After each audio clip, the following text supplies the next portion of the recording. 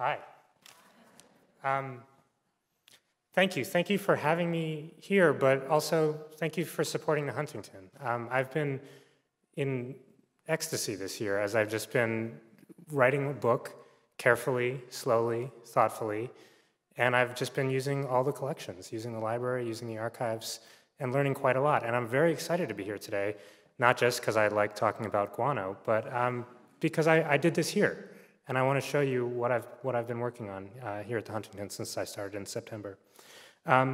Steve said that the title of my book is How to Hide an Empire, and I want to draw your attention to the subtitle, Geography and Power in the Greater United States. So what is the Greater United States? That's in some ways the hook for my book. And it proceeds with an observation, which is that when we talk about the United States, we usually talk about this. It's a familiar logo, the silhouette of the United States, Canada on the north, Mexico down below, Atlantic on one side, Pacific on another. 19th century historians and 18th century historians are always telling their students, well, you know, it didn't always look like this. In fact, the early history of the United States is a history of sometimes a much smaller United States, and they're always trying to get their students to recognize that the country didn't always have the size and the dimensions that it has. But once those dimensions are achieved in 1853 with the Gadsden Purchase, we usually just talk about the United States like this.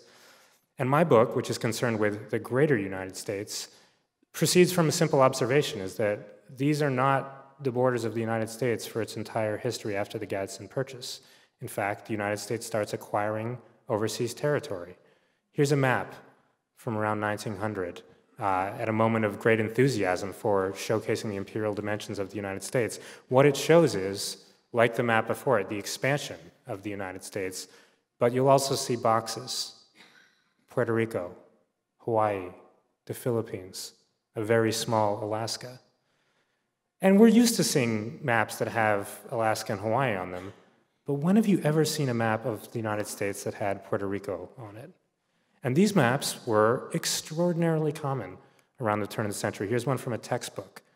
You know, just this is what the United States looks like. This is the inside cover of the textbook. This is your point of reference. This is what the United States looks like. And in fact, this is currently what the United States looks like in the sense that it has overseas territories. And that logo map that I showed you, I was sort of, when I did the math and I discovered, was really only accurate in terms of the borders of the United States for 4 years. There's 4 years of US history where that's the map. And what I want to tell you today is the story of how the United States moved from this to that. I want to tell you about the first movement into overseas expansion. But to tell you about that, we're going to have to take a slight detour and talk about agricultural chemistry. Okay, so for those who know a lot about fertilizer and know a lot about plant health, plant biology, and plant growth, they know that one of the major factors in plant health is the availability in the soil of nitrogen. And nitrogen it's great that it's so useful for plants. It's the building block of pretty much every biological processes in plants and then in animals. In some ways, this is very convenient because there's a lot of nitrogen in the world. The atmosphere around us is about or nearly 80% nitrogen by volume. So most of the air that we're breathing is nitrogen. However, that nitrogen in the atmosphere is locked. Triple bonded nitrogen to itself. It is unavailable for consumption in the soil, and it's very hard to break those chemical bonds. In fact, there's only very few natural processes that can do it. One is lightning. Another is small microbes that inhabit the nodes of certain leguminous plants that as part of their process can sort of break down nitrogen. So it's fairly rare that more nitrogen is added to the overall stock of the planet's nitrogen, and most nitrogen that's available to plants is from the original stock, is sort of recycled nitrogen. Now it turns out that agricultural traditions are extraordinary. I was kind of shocked by this, just extraordinarily clever at figuring out how to deal with the nitrogen problem, because every agricultural tradition, or in fact every act of agriculture, quickly has a nitrogen problem, and the problem is this. If you keep planting the same plant on the same spot over and over and over again, quickly all the available nitrogen is going to get sucked out of the soil, and the plants with each successive year are going to wither more and more and more. And what agriculturalists have been incredibly clever about, not even knowing what nitrogen is or why it works, and yet have evolved all these ways of dealing with it, and you'll recognize them immediately. One is intercropping, planting leguminous plants, clover, lentils, something like that, in with grain plants so that their nitrogen is restored to the soil. Then, of course, animal manure is another way to recycle nitrogen into the soil. And farmers for millennia have had all kinds of ways to either get new nitrogen in the soil through leguminous plants or to recycle it, to put it back into the soil. And that's worked. Well, it worked until the 19th century. What happened in the 19th century?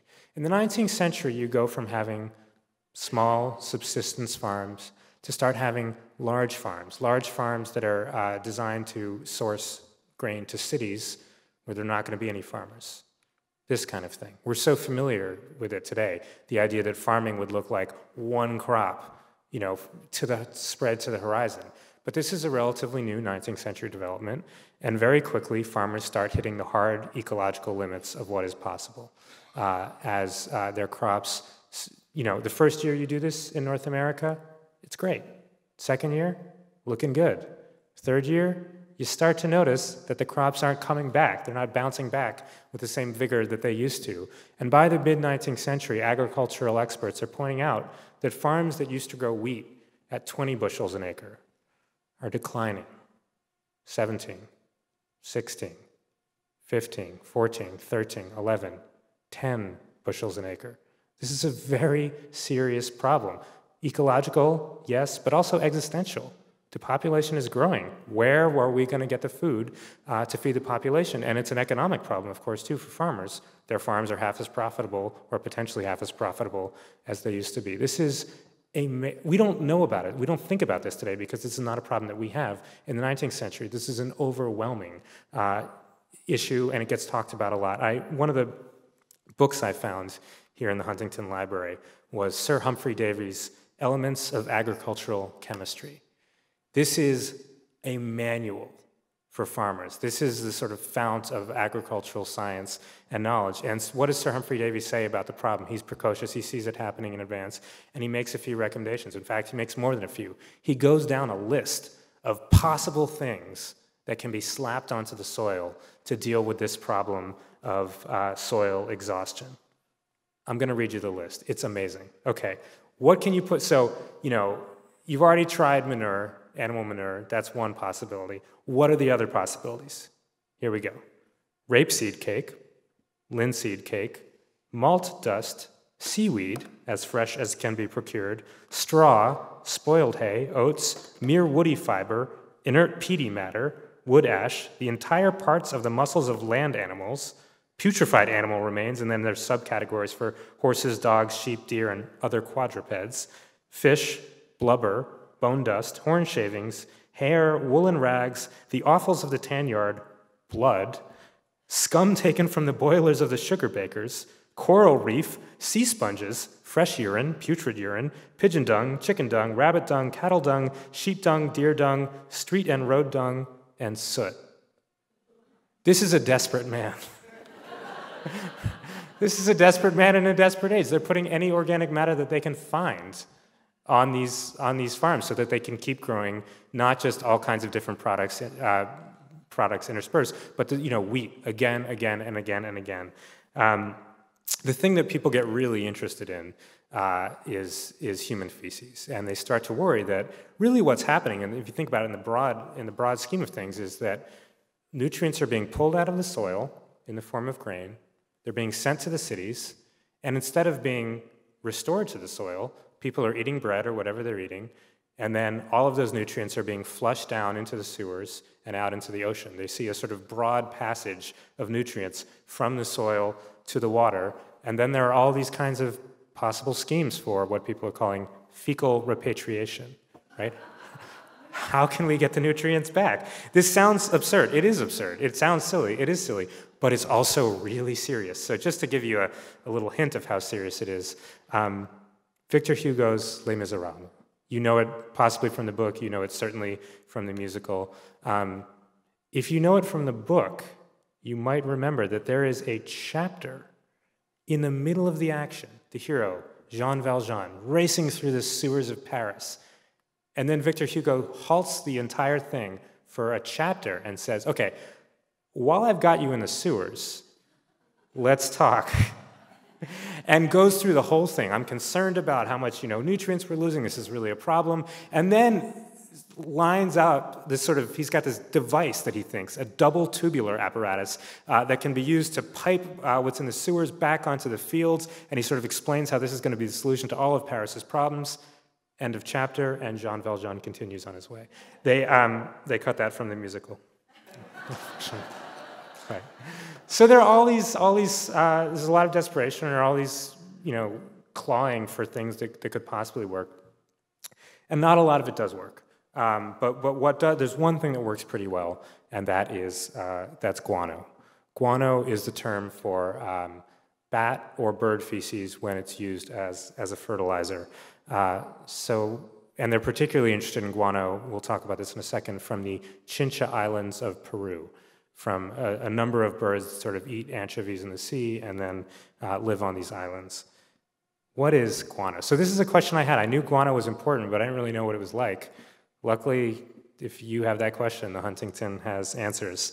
So I looked around, and there's a lot of documents that we have. Farmers talking about, this is what it looks like, by the way, farmers talking about guano. This is what it looks like, but here is how one 19th century agriculturalist described it. A beastly smelling bottle sort of mess, looking like bad snuff mixed with rotten kittens. The senator from Virginia, and the senators talk about this frequently, described it as the most odious and disagreeable material that can be imagined. It smelled terrible. Sharp ammonia smell. The ships that carried it had to be retired from service for any other purpose besides hauling guano, because once a ship had been dedicated to hauling guano, it could not be used for anything else. People could smell the guano coming miles away. Sailors who were below decks with guano in these guano ships could be below decks for 10 to 15 minutes before they would come up bleeding from their nose and temporarily blind. I mean, it's really serious, harsh chemical stuff, but it works. Oh, does it work? Oh, it's incredible. Just a little bit of it on these fields, and they pop back into life. There are all these, I found in the newspapers here, all these, not just enthusiasm about guano, but these tall tales about guano. A man who locked his son, he's a farmer who locks his son into a barn as punishment, but there's also a pile of guano in the barn, and his son is 10 years old, and then he lets him out in the morning, and he's a full-grown man with a beard. Or, a farmer who guanos his cucumber plants, and then in a sort of little shop of horrors scenario, they reach out with their vines and tackle him to the ground. And I also found, so we've already mentioned Jay Last's name once as a benefactor for the new ITAV empire. I know Jay Last for the agricultural ephemera collection here at the Huntington, which is terrific. So here's what I looked, okay, what do we have on guano? A lot. This is an advertisement, and the advertisements are real. This is an advertisement for guano. The best is the cheapest. And these advertisements often sort of capture the promise of guano. Here's another set. One, the boy just sort of lying there. You don't have to work on your farm. Guano will do the work for you. The other one's a sort of more Art Deco type thing. This is my favorite, Song of the Guano. This is sheet music. This is sheet music, right? People are singing about guano. It kills me to say this, but that was separated from the actual music, so I don't know what is the Song of the Guano. And I am so eager to know. So if anyone has a lead on what the Song of the Guano is, I want to hear it performed. So it's great. It's a miracle substance. And initially, part of what's so great about it is that it's cheap. It comes into the United States at the introductory price of 7 cents a ton in 1843. But by 1850, 7 years later, it's $76 a ton. The Peruvians, who are shipping this stuff, have allied with the British and have basically gone OPEC right? I mean, guano, you have to think of guano as being like oil in the 1970s, right? It is absolutely essential to the most important economic processes, and there's a monopoly on it. This guano comes from the Chincha Islands in Peru. It doesn't come from anywhere else, and now Peru has the United States under its thumb. This is discussed constantly in Congress, what can be done. The Secretary of State at one point just declares the Peruvian islands open for US guano speculators and says, look, if you go and you start hauling Peruvian guano, the US Navy will back you. So basically that's a declaration of war. Cooler minds prevail and the ships are recalled. But I mean, this is how serious it is. It comes up constantly in Congress, and I found one great exchange in Congress where the California senator is like totally exhausted about hearing about guano because he doesn't have the problem. He's in California where the farms are all relatively new and haven't yet suffered from soil exhaustion. He says, this subject is of much less importance than the Pacific Railroad. Come on, guys, let's talk about something that matters. To which the Virginia senator replies fairly curtly, the senator from California has not paid attention to the use of guano, or he would not have made that remark. Right? We're serious about it. It comes up in 3 annual presidential annual messages, which are the 19th century equivalent of the State of the Union address. And in one of them, Millard Fillmore promises that nothing will be omitted on his part in the quest for cheap guano. He's right. He takes guano very seriously. In 1856, Congress passes the Guano Islands Act. And this is an extraordinary piece of legislature. I don't know of any other like it. Every time the United States has expanded in its history, there's always been this debate. Should we take Louisiana? Yes, no, let's argue about it. How do we feel about Oregon, Texas, all this kind of thing? The Guano Islands Act is different. What the Guano Islands Act does is it says any uninhabited islands that has guano on it, that is seen by any citizen of the United States, sailor, whaler, whatever, can be claimed for the United States preemptively, and the United States will, after, you submit the form, we'll back the claim. We're not going to take them one by one. Just any guano island that anyone can find that's not in Peru will be part of the United States. So the United States does exactly that. People start finding guano islands. They go through the old whaling reports. Did anyone see an island that had lots of birds on it somewhere out in the Pacific? Where was that exactly? Guano entrepreneur, it becomes a major thing. One of the largest guano companies is capitalized at $10 million, which doesn't sound like a lot, but that's like 1/5 of the federal budget at the time. So this is enormous business, and the United States starts annexing islands. By 1902, it has annexed 94 islands, so almost 100 islands. And I was curious where these were. I knew some of them. There's some of them in the Caribbean, some of them in the Pacific. And I looked around, and I think this is an interesting thing about the United States. There's no map. There's no map. There's just like individual claims that the U.S. had ratified. And I wanted to know what it looked like. And I realized the more I was doing this project, the more I was encountering this problem. I was trying to see the United States a little differently than I'd been trained to see it. And I wanted different maps. I wanted new maps. So I went to Steve Hindle and I said, look, I want to learn how to make maps because I need my own maps. I can't just depend on 19th century maps or 20th century maps. I want to learn how to make maps. And the software is really expensive and hard to use. And I'm just wondering, any chance that we have it at the Huntington? And Steve says, I don't know. I don't have it, but we'll think about it. So, an email chain starts, and Dan Lewis, curator, says, check the botanical division. So I asked Jim Folsom, any chance you guys have map-making software and a computer I can use? Jim says, come right on down. It turns out, of course, right, I should have thought of this, the Huntington has mapped its grounds. The Huntington has not only mapped its grounds, it's mapped its grounds to such a level of precision that continental drift is genuinely an issue, right? Because it's not just where's the building, it's where's the plants. Right? It's really serious mapping. So I went down to the botanical division. They set me up with a computer, showed me how to use it. I just fell at their feet. Tell me everything you know about map making. They were incredibly generous. And now I can kind of make maps. So one map I wanted to make that I'd never seen anyone make is a very simple thing, a map of how long it takes average territories to become states. So I did it. It turns out it takes extraordinarily long, average is 45 years, which I did not know.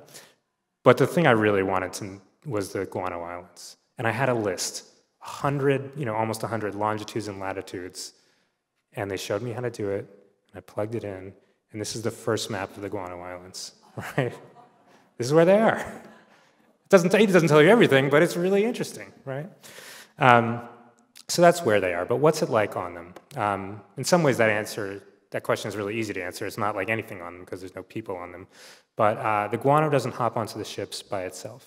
The guano has to be mined, and part of mining it is hauling workers, as you can now see, often very long distances, to be on these islands for months, perhaps for years, hauling the guano off it. And the most information that we have about conditions of guano labor come from the diggings on the Chincha Islands, because the Chincha Islands are the lodestone of the guano economy in the 19th century, and they've been in operation for much longer.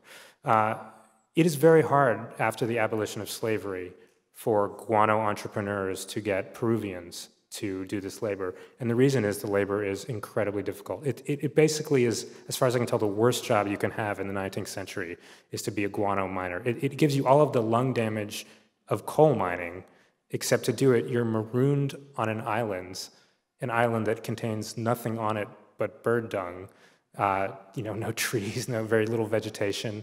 You're in the hot sun, and the stuff is really difficult to work with. So because Peruvians can't be had to do this, the Peruvian owners of the Guano Islands and of the guano diggings start recruiting is a kind term, Chinese laborers. And the recruitment often looks like, hey, you want to see something great I've got down below in my ship? Okay, there we go. So there's a lot of kidnapping.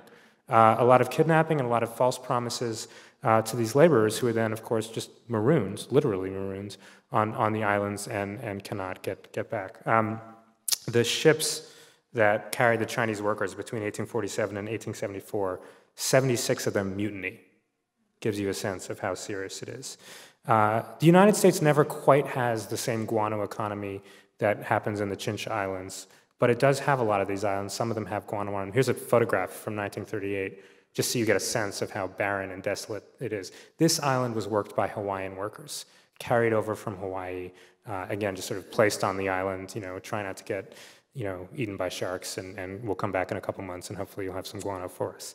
But the real place that got the most attention in the United States is on the other side, not in the Pacific, where this island is, but in the Atlantic. It's an island called Navassa, otherwise known as the Devil's Island. Navassa isn't technically, it is legally a guano island. It's not technically an island full of guano. Most of what it has on it is phosphate, or tricalcium phosphate, which is sort of fossilized marine life. But it works in much the same way as guano, and it's mined by the same kind of companies. Originally, the Navassa Phosphate Company, oh, by the way, this is also from the Huntington's collection. Originally, the Navassa Phosphate Company tried convict labor, but they ran out of laborers. So the new idea was to recruit African Americans from Baltimore to come work on Navassa Island. And the way they recruited them, the overseers of the company, was to say, we're asking you to work on a tropical island. There will be women there. There will be fruit to pick. And every once in a while, you might have to go into the guano mines. And, these are the images that people are used to seeing of tropical islands. This is what, these are like some of the images from the most popular books about what the tropics are like. This sounds good to a lot of the laborers, who are, of course, many of whom are illiterate.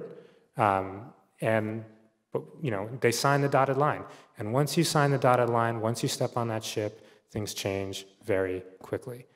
This is the image of what Navassa is. This is the reality. Sun-scorched, jagged, dry, a very harsh place to live, a very harsh place to work. Not just environmentally, in terms of labor conditions as well. The men are promised fruit. What they get instead is hardtack and salted pork. There are no women, but there are white overseers who treat them much in the same way that their father's generation had been treated as slaves. And they arrive deeply in debt, because the first thing that happens is they're charged, which they were not told, for their voyage over. And then anything they want, food, a mattress, clothes, shoes, has to come from the company store. Where else are you going to get it? You're on an island. And then, of course, those are sold at extraordinarily inflated prices.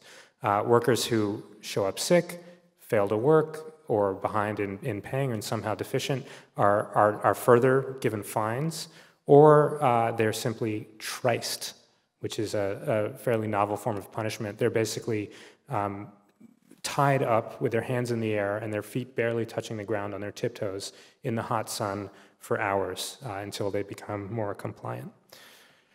This is really hard work. This is a really awful job, and it leads in 1889 to a riot, or whatever you want to call it, a riot, a strike, a mutiny. But the workers who are being treated violently by their overseers violently resist and seize some of the guns and get in a sort of prolonged battle with the overseers, which 5 white overseers are killed. A British naval ship comes, collects all the white overseers, and takes care of them, takes them to Jamaica where they're well cared for.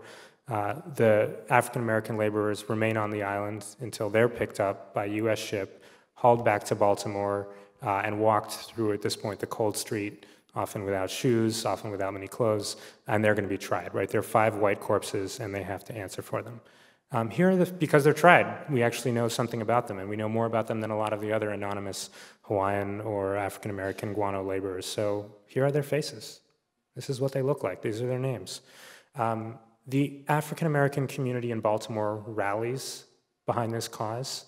They're going to be tried for murder, all of them. And so they get lawyers, including one lawyer who's one of the only lawyers in Baltimore, black lawyers in Baltimore, to have argued before the Supreme Court. So they mount a defense, and the defense is really amazing because the defense is partly what you think it would be. It's to say, well, they were treated so poorly, this is, they had really no choice. But there was another part of the defense, and kind of a more interesting one from my perspective as a historian, which is to say this. This happened on Navassa. Navassa is not part of the United States. What the lawyer was doing, cleverly, was to challenge the constitutionality of the Guano Islands Act. And it went all the way up to the Supreme Court. The Supreme Court really had to consider it, right? Are these places actually part of the United States? Does U.S. law actually extend to the places?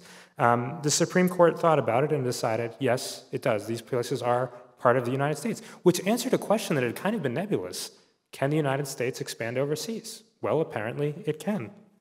It didn't just go to the Supreme Court. It was such a public issue that it got addressed by the president, Benjamin Harrison, who brought it up in his 3rd annual message in 1891.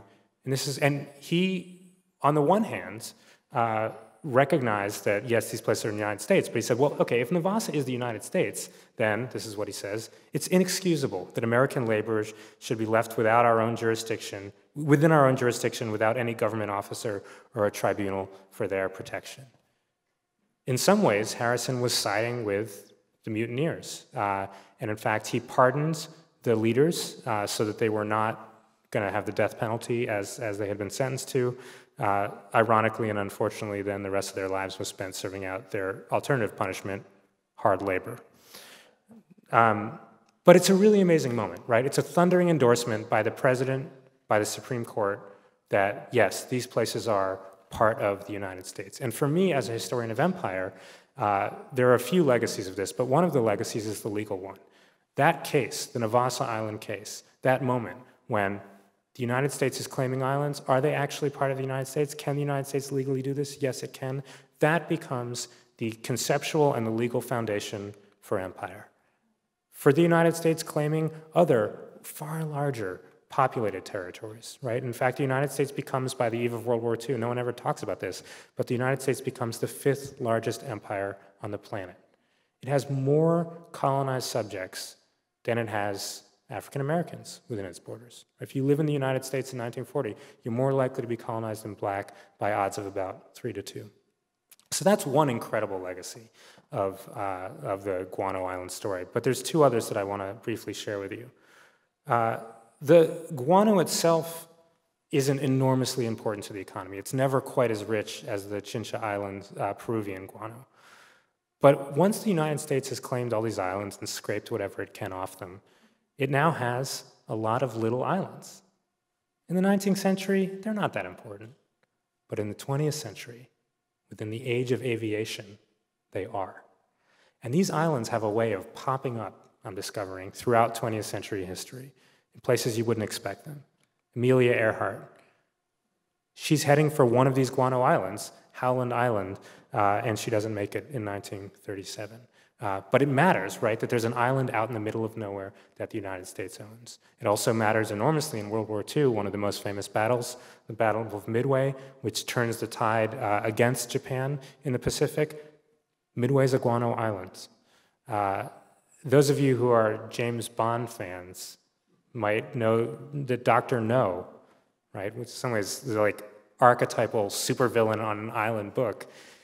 And just think about that, by the way, supervillain on an island. It used to be that you didn't have a supervillain on an island because islands were too remote, right? When Napoleon was a problem, his adversaries sent him to Elba as a way of dealing with him, so he wouldn't try to conquer the world. By the 20th century, in the age of aviation, you can be a world conqueror on an island. We're very familiar with that trope. And that trope comes, I think, I mean, the sort of main moment that it's introduced into literature, as far as I can tell, is Dr. No. The novel, which is set on not only is set on a Guano Islands, there's a chapter where the British Council takes Bond aside and says, look, I'm going to explain to you the history of guano. And Bond says, oh, Christ, do I have to, but he really sits him down and does like the whole thing, and then Bond says, okay, great, now I'm going to shoot some people and kiss someone. But it's a really amazing moment. At the end, Dr. No is killed by being buried in guano. And that's fictional. But it is remarkably true to fact. Right near the fictional island Crab Key in Dr. No, there's a real island off Honduras that the United States claims as part of the Guano Islands Act, or a set of islands called Swan Island.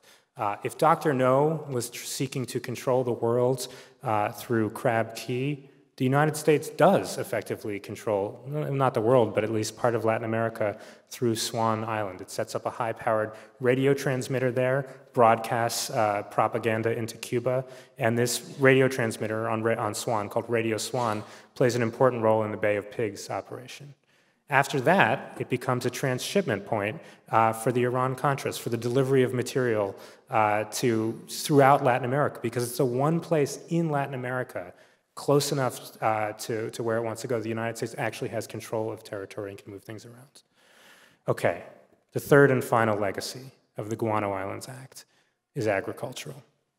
Guano doesn't entirely solve the problem that it sets out to solve, but it becomes a kind of bridge. And this is, you'll see again from the J. Last collection, this is the stationary letterhead from one of these guano companies. And what I want to draw your attention to here is what's in the middle. A factory.